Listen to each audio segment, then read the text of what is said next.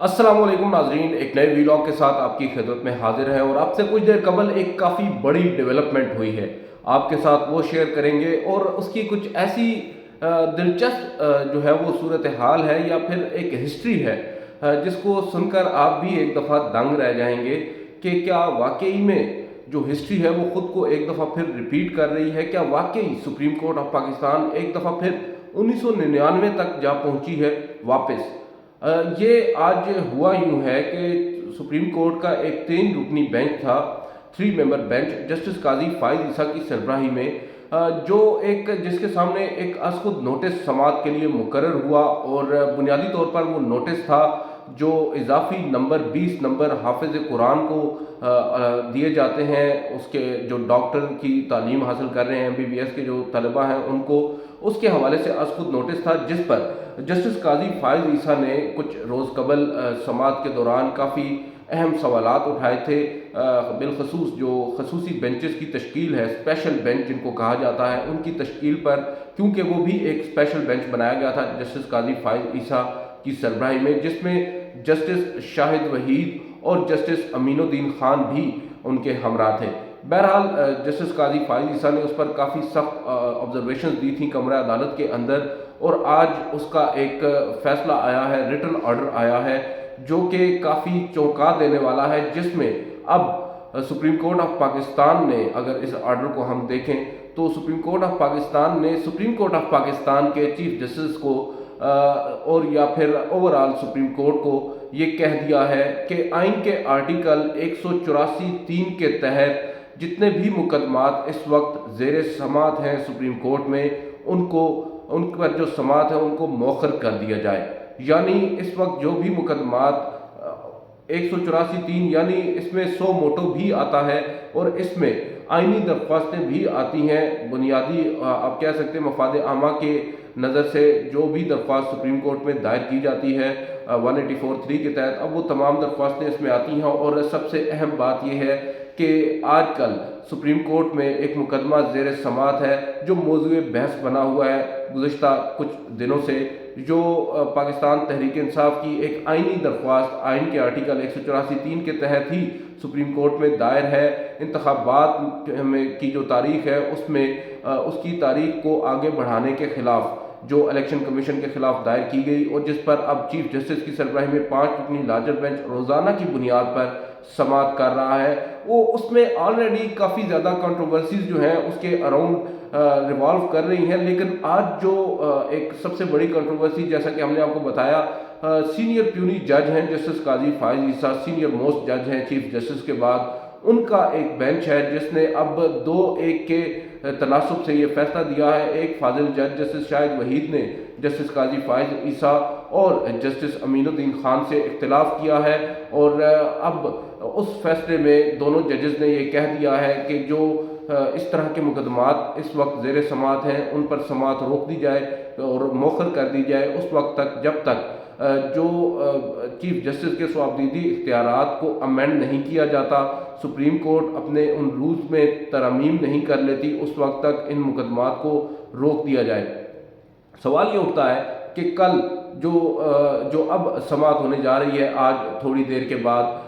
उस समात में क्या होगा, उसका फ्यूचर क्या है? क्या 3 रुकनी बेंच का वो फैसला अब 5 रुकनी लार्जर बेंच के ऊपर लागू होता है या नहीं? एक सूरत ये भी है कि क्योंकि अब ये फैसला है सुप्रीम कोर्ट का, तो ऑब्वियसली जब तक इस फैसले के खिलाफ नज़रसानी नहीं होती उस वक्त तक ये फैसला जो है वो इन प्लेस होगा और इस पर अमल दरामद भी यकीनी बनाना होगा। बहरहाल अब एक और दिलचस्प पहलू इस तमाम तर केस में ये है कि जो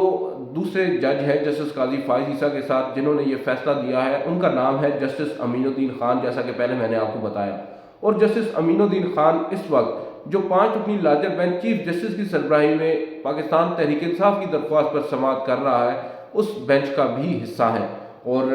अब बताया यही जा रहा है, अभी कुछ देर कबल जब मैंने ये बात ट्वीट की तो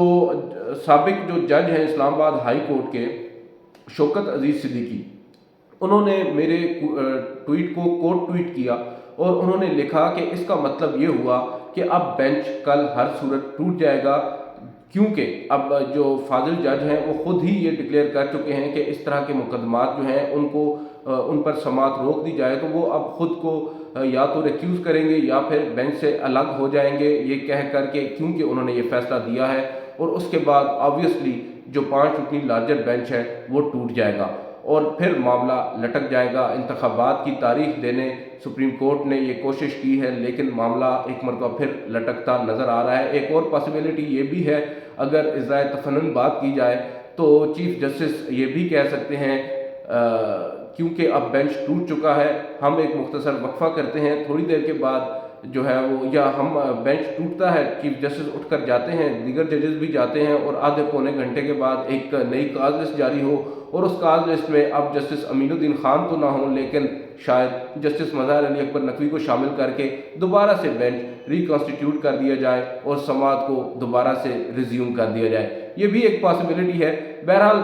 اب آپ کو بتاتے ہیں ماضی کے ساتھ اس جو موجودہ سینیریو آج بنا ہے، اس کا ایک عنصر ماضی سے بھی جڑا ہوا ہے، وہ عنصر ہے پاکستان مسلم لیگ نون۔ آپ کو یاد ہوگا 1999 میں چیف جسٹس تھے سپریم کورٹ آف پاکستان کے جسٹس سجاد علی شاہ، اور سینئر پیونی جج تھے اس وقت جسٹس سعید الزمان صدیقی۔ جسٹس سعید الزمان صدیقی وہ جج ہیں سپریم کورٹ کے جو چیف جسٹس تو نہیں بنے، بہرحال مسلم لیگ نون نے 2008 میں غالباً ان کو اپنا صدارتی امیدوار نامزد کیا تھا، صدر کے لیے وہ مسلم لیگ نون کے ٹکٹ پر آئے تھے۔ اور ایک اور جو دلچسپ پہلو ہے وہ یہ ہے کہ اس وقت 1999 میں جب جسٹس سجاد علی شاہ اسلام آباد رجسٹری میں، اسلام آباد جو سپریم کورٹ ہے یہاں پر بیٹھتے تھے اور بینچز کی سماعت کرتے تھے، اس دوران ایک فیصلہ جسٹس سعید الزمان صدیقی نے کوئٹہ رجسٹری میں بیٹھ کر دیا۔ وہ فیصلہ تھا جسٹس سعید الزمان صدیقی کے خلاف، اور اس میں انہوں نے کہا تھا سینیارٹی کا کوئی اصول وضع ہوا تھا ان دنوں کہ جو ججز ہیں ان کی سینیارٹی کے حوالے سے، اور اس اصول پر پورا نہیں اترتے تھے اس وقت کے چیف جسٹس جسٹس سید سجاد علی شاہ، جس پر جسٹس سعید الزمان صدیقی نے یہ فیصلہ سنا دیا کہ اب یہ چیف جسٹس نہیں رہے۔ اس کے بعد کیا ہوا، ایک رفٹ شروع ہوئی دونوں ججز کے درمیان، اور کہا یہ جاتا ہے کہ ایک نہیں بلکہ اس وقت دو سپریم کورٹس تھیں۔ جسٹس سجاد علی شاہ کے بارے میں کہا جاتا تھا کہ یہ پاکستان پیپلز پارٹی کے ساتھ ان کی انکلینیشن ہے، یا ان کا ذہن جو ہے وہ پاکستان پیپلز پارٹی کے ساتھ وہ ملتا جلتا ہے۔ اور جو سعید الزمان صدیقی ہیں ان کا تو میں آپ کو پہلے ہی بتا چکا ہوں کہ وہ مسلم لیگ نون کے صدارتی امیدوار بھی رہے تھے، اور یہ وہ دور ہے جب مسلم لیگ نون کی حکومت تھی، اور جسٹس سجاد علی شاہ کی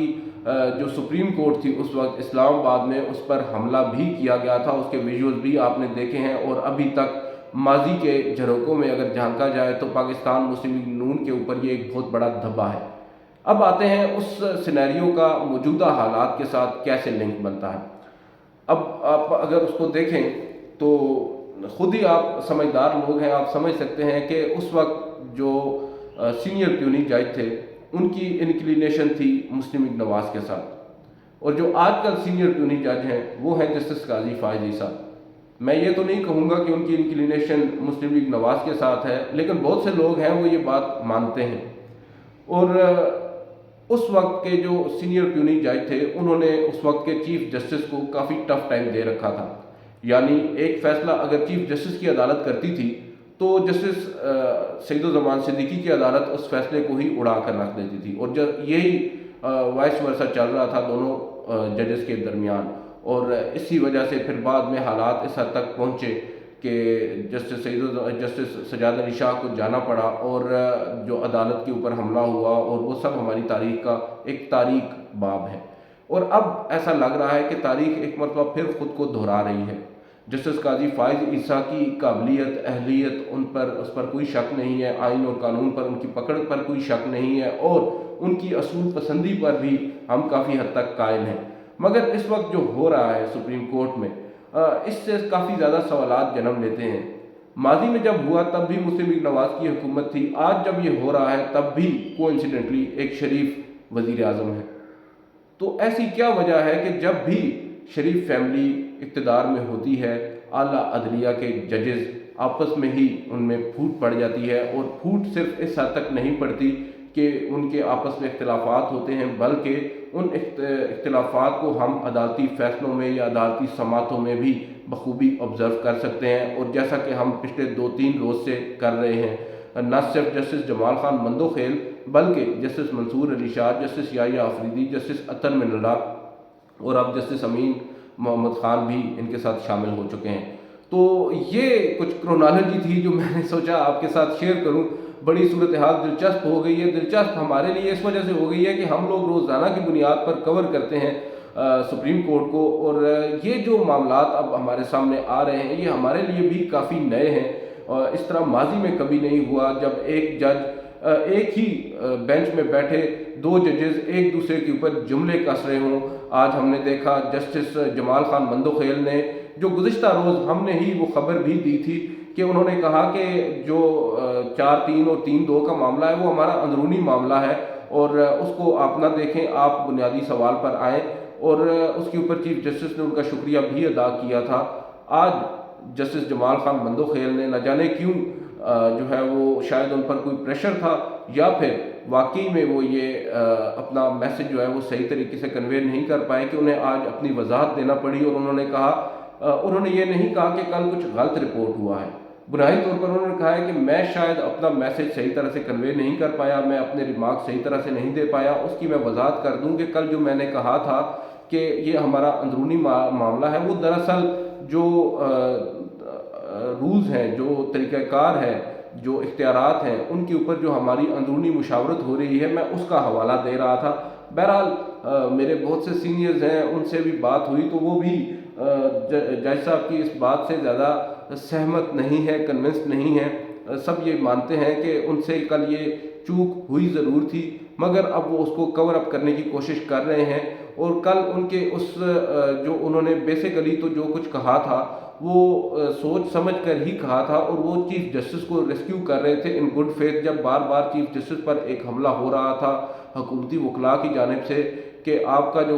इस वक्त जो अदालत बैठी है यही जो है वो दुरुस्त नहीं है तरीक़ाकार, क्योंकि आपका फ़ैसला तो मार्केट में है ही नहीं, आपका फ़ैसला अक़लीती फ़ैसला है, जिस पर जस्टिस जमाल खान मंदोखेल ने इन गुड फेथ में भी चीफ जस्टिस को रेस्क्यू किया था। बहरहाल इसको हमने देखा। और उसके बाद आज जस्टिस मुनीब अख्तर ने जस्टिस जमाल खान मंदोखेल की अच्छी खासी जो है आप कहें कि क्लास ले ली। उन्होंने कहा कि देखें, 2 अक़लीती जो जजेस हैं, बड़े एहतराम के साथ मैं कहता हूँ, वो ख़ुद को अक्सरियत कैसे कह सकते हैं। जिस फैसले की बात कर रहे हैं उस पर 5 जजेस के दस्तखत मौजूद हैं। तो जिन 2 जजेस की आप बात कर रहे हैं, क्या उन 2 जजेस ने अपने उस नोट के अंदर ये लिखा था कि ये फैसला 4-3 से है और 3-2 से नहीं? ऐसी कोई बात उस वक्त नहीं हुई थी। और जिस पर जस्टिस जमाल खान मंदोखेल ने जवाब में कहा कि क्या फिर उन 2 जजेस का फैसला जो है वो हवा में तहलील हो गया। इस तरह की सिचुएशन बन चुकी है। मामला काफ़ी संगीन होता जा रहा है। वीडियो भी काफ़ी तवील हो गई है, मगर इस थॉट के साथ आपको छोड़े जाते हैं कि अब देखें, सुप्रीम कोर्ट ऑफ पाकिस्तान में माजी में जब हंगामा आराई हुई, आपसी रंजिशें बढ़ी, उस वक्त हुकूमत किसकी थी और आज हुकूमत किसकी है? और क्या आज सुप्रीम कोर्ट में हंगामा आराई की तरफ नहीं जा रहे, या फिर अब शायद उससे भी 2 कदम आगे हम नहीं चले गए? आज की इस वीडियो से इतना ही। इजाज़त दीजिए। अल्लाह हाफ़िज़।